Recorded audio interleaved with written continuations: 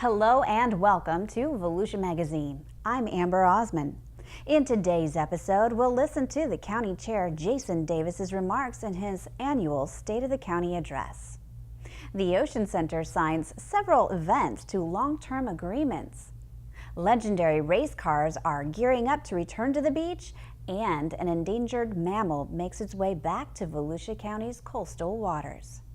In Volusia Here and Now, Kendra Lee hits a bullseye with her report on the local archery scene. Finally, joining Dave Byron in the studio is Rob Ehrhardt with Volusia County Economic Development. Those segments, news, and more coming right up on Volusia Magazine. I hope you stay tuned.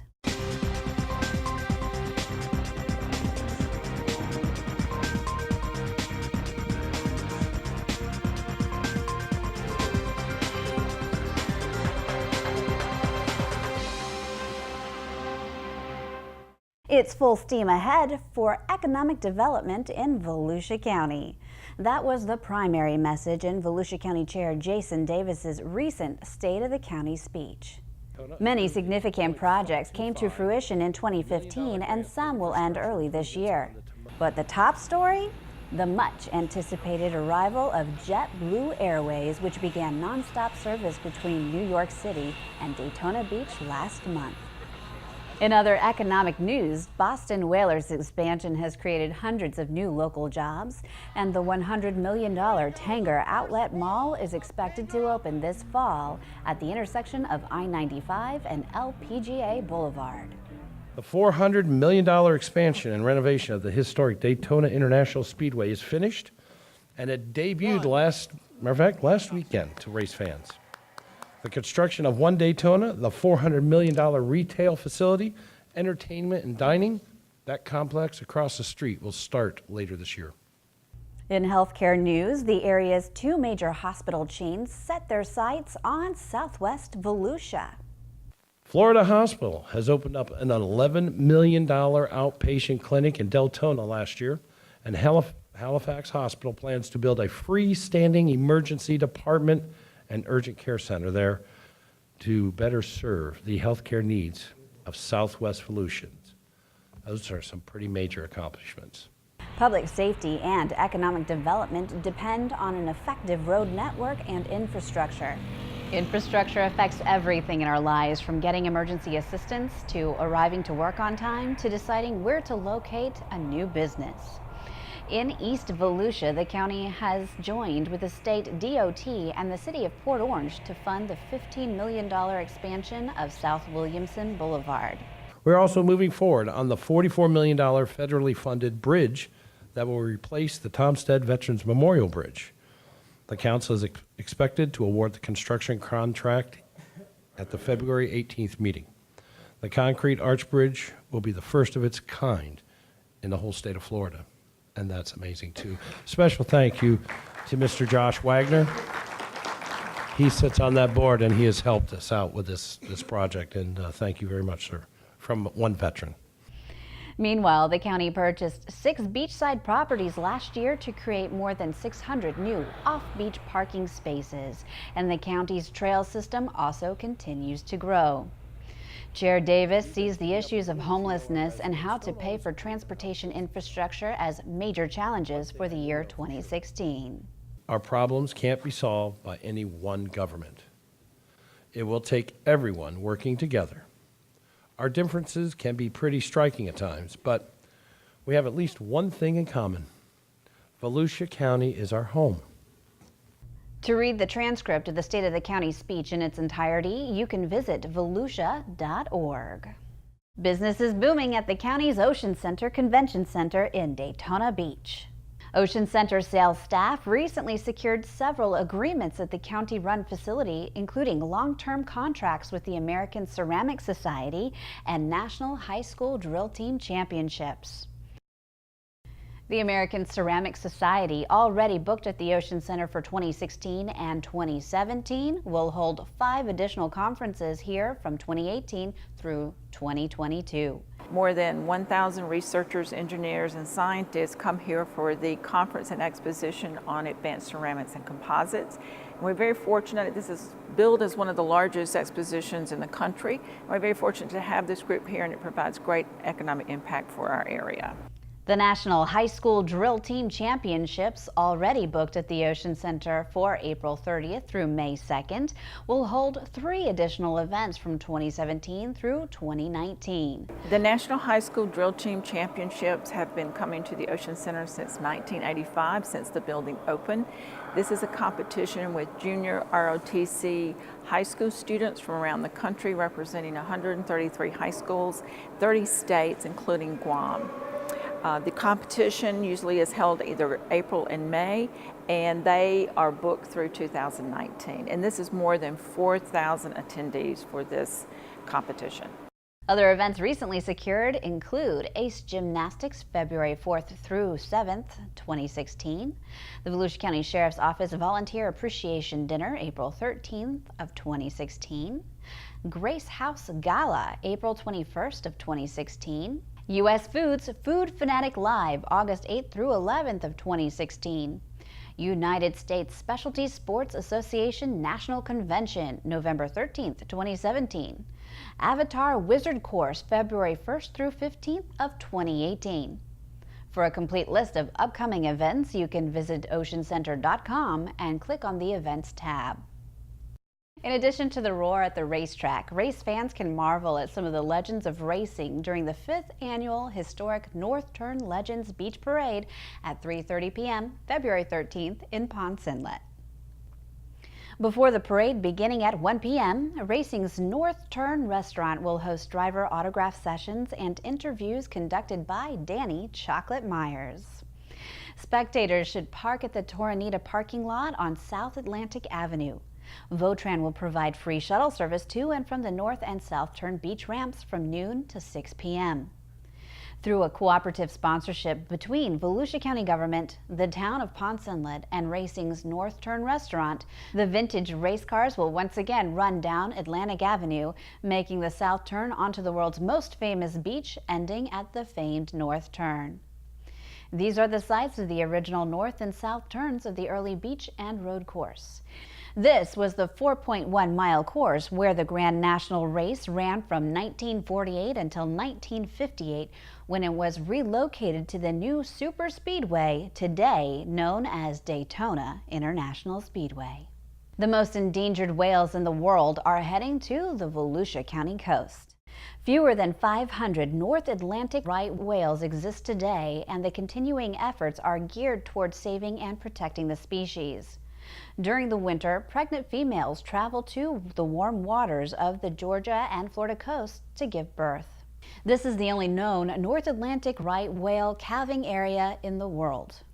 North Atlantic right whales average 45 to 50 feet in length, and they weigh 50 to 60 tons. They live most of the year in waters off New England and Canada. At one time, their numbers reached 10,000, but whalers in the 18th and 19th centuries reduced their population to just 100. In 1935, most whaling was halted by an international agreement. The species continues to be threatened by ship collisions and commercial fishing gear entanglements. In Volusia and Flagler counties, volunteers watch the seas for whale sightings, which are reported to the agencies that warn ships of the whales' locations. The North Atlantic right whale is traveling down to this area. They actually suspend their feeding. They've been feeding voraciously up in the North Atlantic, but then they travel all this way and they stop eating. And so it's this environment along our coastlines where they give birth, and we're so very fortunate to have the ability to see these animals actually fairly close to shore. To report a whale sighting, you can call 888-97-WHALE. The Marine Resources Council will send trained responders to the scene to verify the species of whale, to photo document the whale for identification, and to notify local ships and ports in the area of the whale's location so they can avoid the area to prevent a collision. To report a whale that is injured, dead, or entangled, people are asked to call 877-WHALE-HELP. For more information on the whale monitoring program, you can visit the Marine Resources Council website at mrcirl.org. Thanks to the movie series The Hunger Games, archery's popularity is soaring. Here and Now reporter Kendra Lee takes us out for an archery lesson.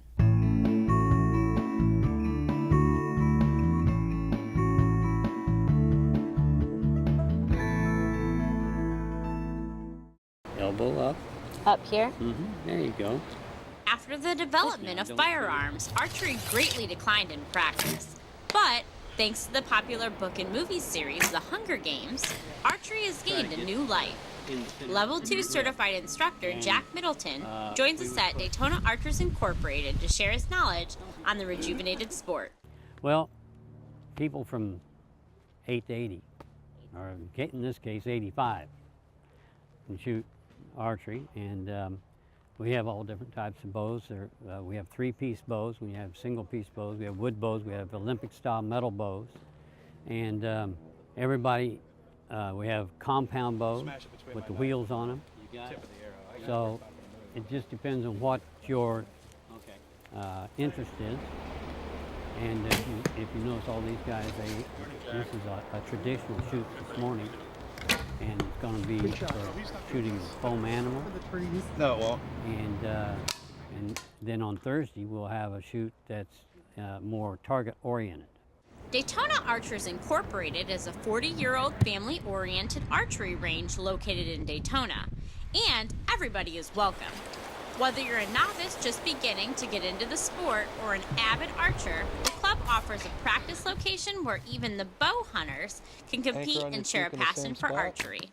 In 2007 when I joined, it was only 36 members. And we started sprucing up the club and making it more interesting, and as you can see, it's really quite nice now. And so that's helped with the interest in archery. At Daytona Archers Incorporated, there are 14 field round targets, 15 3D round targets, and it's only $75 to shoot annually. Field round targets, also known as circle targets, can be shot from 10 feet up to 50 feet. 3D round targets, or foam animal targets, can be shot from variable distances and feature exotic animals like hyenas. But hitting your target takes knowing your equipment and the right training. Well, the bow is an Olympic-style bow. It's a metal bow with carbon limbs, mainly designed for target shooting, but you can also use it in 3D shooting. And the different parts of the bow, this is the riser, arrow rest, plunger, that's to adjust the right and left of the arrow flight, the limbs, the string, and this is a little stabilizer on it. The arrows are carbon core arrows made of carbon tubing. Feathers, knock, of course crest, point, shaft, parts of the arrow. So knock the arrow at your knocking point locator. And I've got gloves on this morning because it's a little chilly. So, but the key is just to bring it back to an anchor point and release the arrow. And hopefully try to hit that circle on that target down there. Though you will have to purchase a bow and other archery essentials to get started with the sport, there is one thing Middleton says you can't find anywhere else. Mainly participate in the camaraderie of different people together really is the essence of being in the club. It's a sport that lets you get out, have activity, enjoy yourself, get some exercise, develop skill in something. If you're interested in joining the Daytona Archers Incorporated Club, visit DaytonaArchersInc.com to fill out an application. For Volusia Here and Now, I'm Kendra Lee.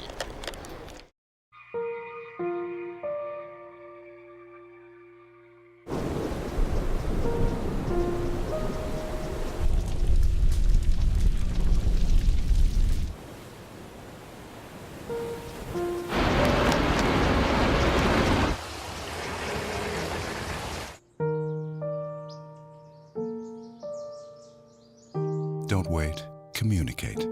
Make your emergency plan today.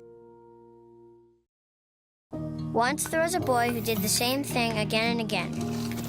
One day, he was told he had autism. He got help and slowly learned how to live with it better. Early intervention can make a lifetime of difference. Learn the signs at autismspeaks.org. Time now to go into the studio and join the Director of Community Information, Dave Byron, and his guest, Rob Ehrhardt, with Volusia County's Economic Development. Thanks, Amber, and hi, everyone. You know, as we settle into the new year, all things considered, these are good times for the local economy. The economic news across the country and here in Volusia County continues to be very positive, and there are no indications the rest of 2016 going to be any different. Today, we'll take a look at the key economic influences for the local economy, looking back on the fourth quarter of 2015. We're pleased to have with us in the studio today our Economic Development Director, Rob Ehrhardt. Rob, how you doing? Dave, I'm doing well. How are you? I'm doing great. Happy New Year to you. First interview of the year. Likewise. Thank you so much. Absolutely. Hey, I always like to start with the big picture, looking across the country. What do you see? Well, big picture, the advance estimate for fourth quarter wasn't particularly encouraging, but the estimate for all of 2015 was 2.4% GDP. That compares favorably to the prior year. It's pretty level. And I don't know that that's a bad thing. Perhaps the economy not really accelerating throughout the country is playing well for us as compared to some of the national or global issues that we're having to deal with in terms of China and the local stock market and oil prices and so on. Well, Rob, you know, just recently the Fed raised interest rate for the first time in many, many months. And from what I know, which is not much, but from what I know, the Feds would not have raised interest rates if they didn't have a good deal of confidence in the stability of the national economy. Is that the way you see it? I agree with that, and I think they're doing a remarkable job of trying to manage the effect or the impact of having raised that rate and being very careful about what next steps they telegraph that they might take. As you look at the fourth quarter and as you look at 2015 overall, what's your view on last year? Well, let's take a look at labor market statistics first, Dave. Unemployment rate in December came in at 5%. Wow. That's a preliminary number, so that'll be adjusted the next time they report. As part of that, it was reported that the number of unemployed was under 12,000. That's the first time that's occurred since late 2007. Wow. 2007 is a long time ago. Let me try to put that into some perspective for you. The Colorado Rockies had made it to the World Series and lost 4-0 to the Boston Red Sox. Hey, I'm up with that. We had just had a historic presidential election. President Obama had just won his first election, and I had not yet turned 50. So that was a long time ago. Not that long ago, Rob. All things considered, when you look at the unemployment rate around 5%, I think you said, what do you consider full employment? Because you're getting to the point, if you're not there now, that you're about at full employment. It's not narrowly defined, so it really depends on who you consult. But generally, people agree, and if you go back to Fed policy, there was a reflection of 5% really being that kind of nominal unemployment rate that is, quote, full employment. As we continue our conversations and as we talked, multiple times last year, Rob, it seemed like all of our conversations last year were on the positive side. I mean, we had a lot of things going on in Volusia County. You know, here we are, we turned the calendar to 2016, and we just had a phenomenal rebranding, reopening of Daytona International Speedway, something like $400 million construction project. I mean, that kind of capstoned what we talked about all of last year, did it not? It did. I had recently had the opportunity to go to the Tanger outlet wall raising ceremony and just stopped in conversation with someone and said, okay, we've had a groundbreaking for a new publicly traded company building a corporate headquarters. Right. We had a ribbon cutting on January 7th for JetBlue, their first flight into Daytona Beach International Airport. This event, the Tanger event, occurred on January 20th. We had a wall raising, and I was asked, wow, how do you top a wall raising? And my response was, well, I don't know, but I'm sure the Speedway has something in mind. Right, and certainly absolutely. they did with their ribbon cutting of Daytona International Speedway and their Daytona Rising project. phenomenal project. So all of these things taking place as you are the Economic Development Director for Volusia County, so you can take credit for all these things. Timing is everything, Dave. Hey, one of the things that we all always like to talk about is fuel prices, gas prices. You know, I just went by a station today and, you know, the price was like $1.74 or something. Considering that we've got 12 pennies of local gas tax in Volusia County, oil prices across the nation, gas prices are way down. Is that a good thing or a bad thing or both? Well, I think it depends on your perspective. So again, let's put that into context. On my drive over here today, I went by a closed gas station on Woodland Boulevard in DeLand. Had $2.69 per gallon as the price when they closed. So think about that extra dollar per gallon, what that does for consumers. Given that the U.S. economy is driven 70% by consumer spending, I'd say from that perspective, it's a very positive thing. And I guess if you're UPS that has all those brown trucks out there, that's probably a pretty positive thing and too. Businesses and certainly airlines. Airlines I was going to say, airlines have had, you know, we just talked recently with Jay Cousins at our airport, and he said that the airlines have had a record year last year in terms of profits. So yet we also hear, Rob, that you know, as oil prices stay down, that can have a negative effect on the global economy, which in turn comes back on us. It seems like we're all globally connected these days. We're very globally connected, and certainly if you're working in the oil and gas industry, this is these are some very challenging times for you. And we have some local companies that are feeling the effects of those challenges. One of the data sets that you look at every quarter is the building permit numbers. These are numbers that are collected from the building permit offices from the county and the cities across Volusia County, and these are projects that when developers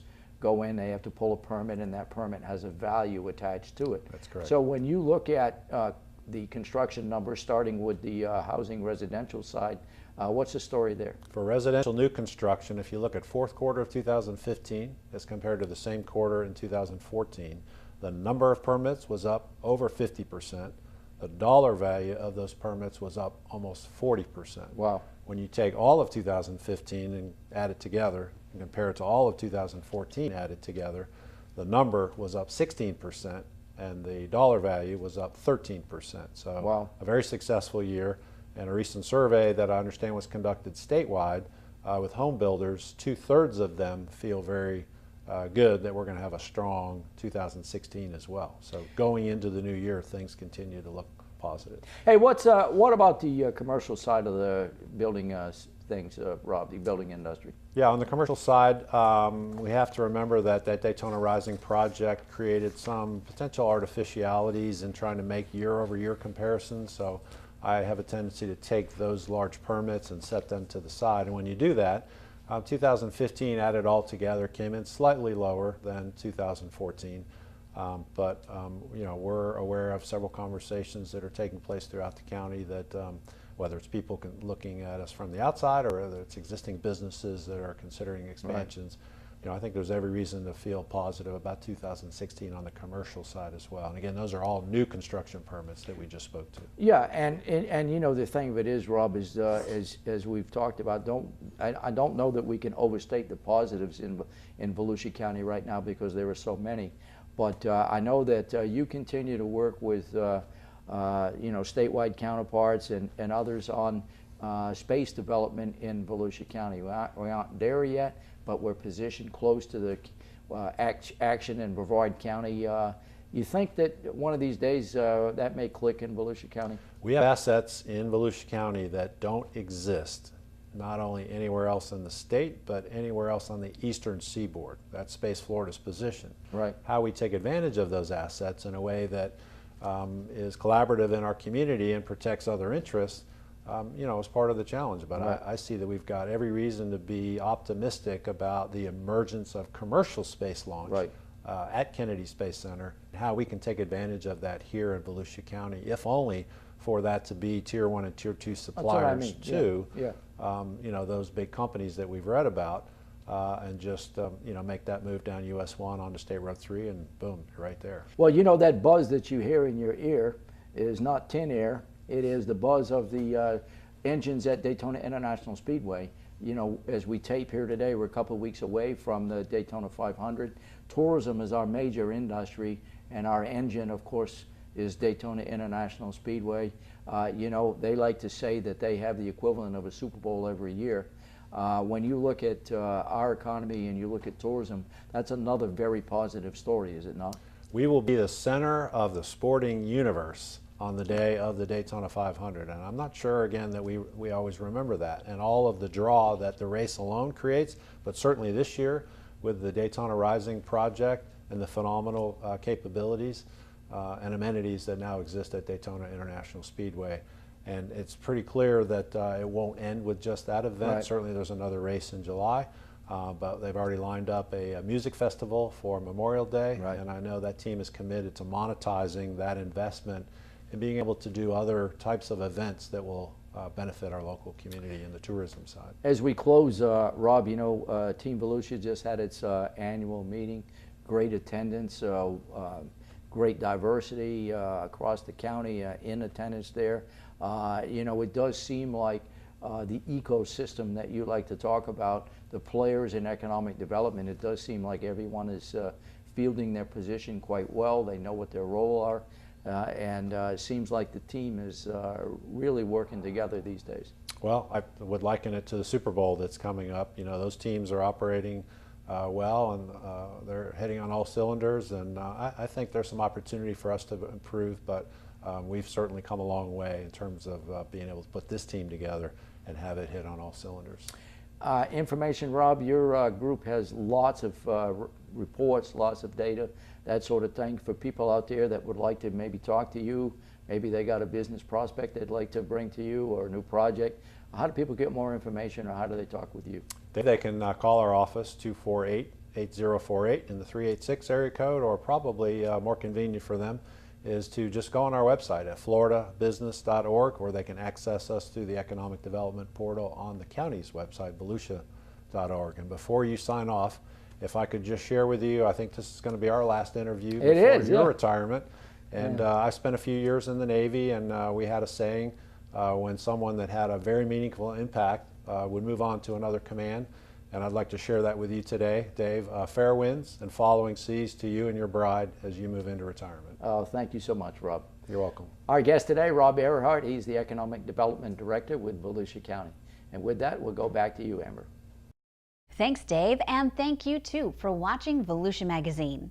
If you have any questions about the show, you can feel free to give us a call at any of the numbers you see listed here, or you can log on to volusia.org and click on the News tab at the top of the screen to find us.